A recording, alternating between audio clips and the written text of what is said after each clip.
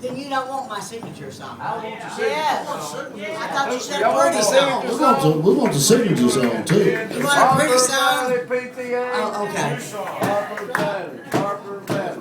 Harper Valley. I tell you what, that chanting for Harper Valley, that began to happen as I was doing shows around the country. People wanted to hear Harper Valley. Well, I thought, well, that's my biggie. I got to save it for the end. But I found out that I couldn't wait till the end because people would start hollering, Harper Valley, Harper Valley, Harper Valley. So finally, I ended up opening with it and closing with it, and that worked. There you go. That worked. That worked. Works for me. You're not even going to be in here when I say you're going out to smoke. You ain't going nowhere, buddy. I come down to see you and you go out and smoke. I'm just gonna smoke one. I want to tell you something. He's going to have a grandson. Are you going to smoke in front of him? I damn sure am. I built the house. I smoke it. Well, I'm telling you, I didn't smoke in front of my grandson.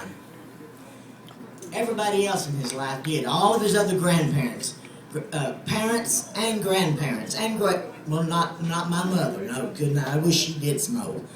I wish she did something. That'd make her be less demanding on me. But anyway, no, I was the only one in my grandson's life that he thought didn't smoke.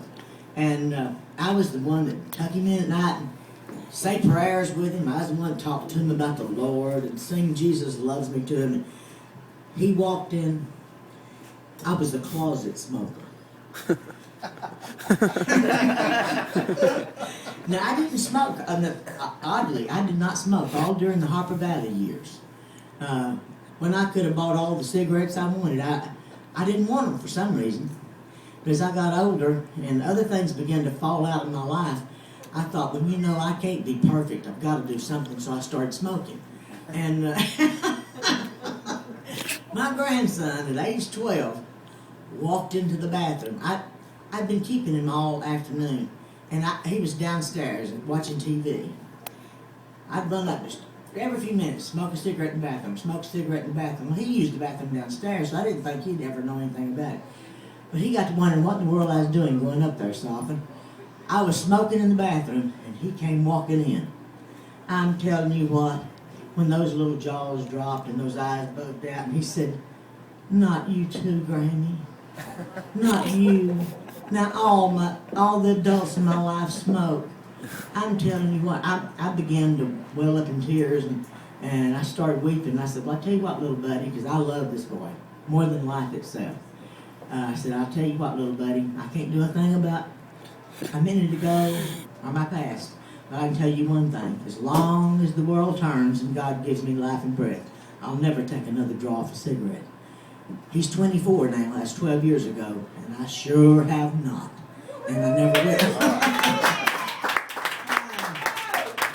Did you hear that tonight? Okay, well,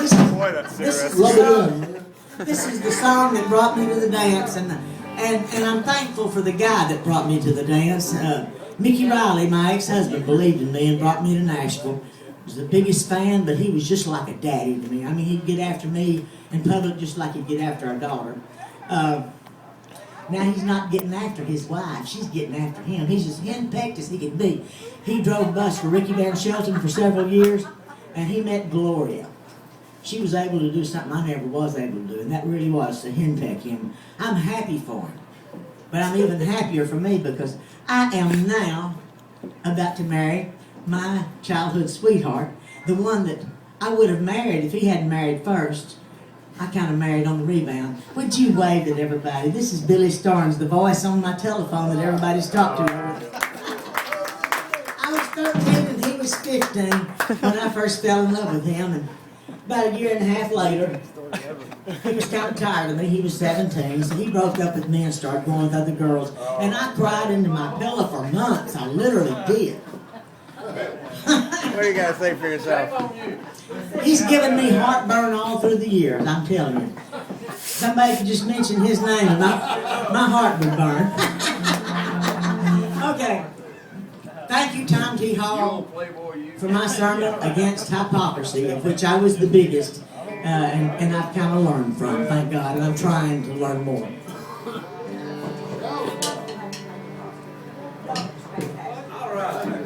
Let's don't get it too fast, G. No, that's too fast. Maybe.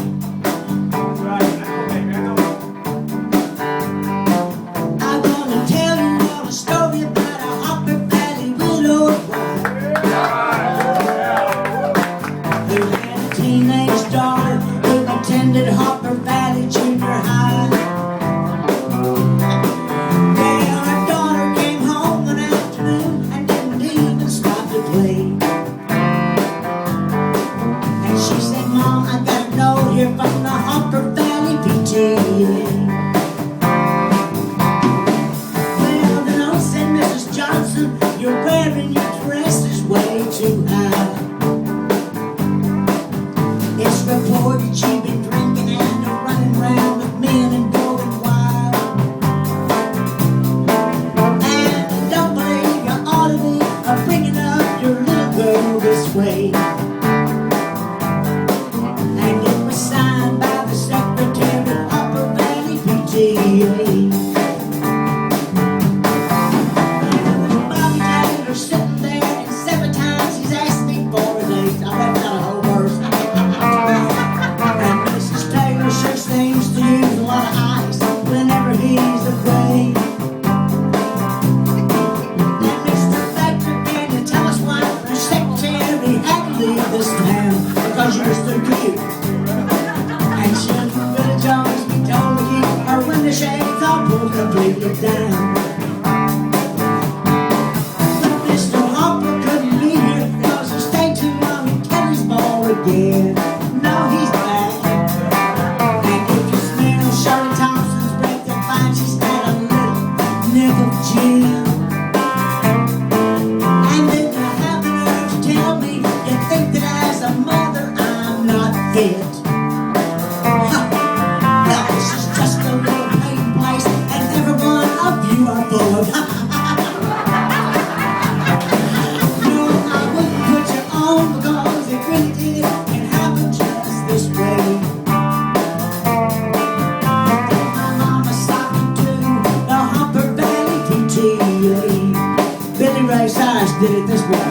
The day her mama socked to everybody's local PTA.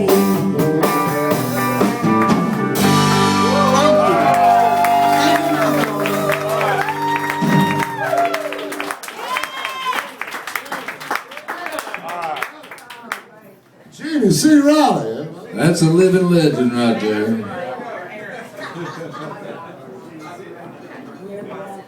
You know what is so funny? Turn that off.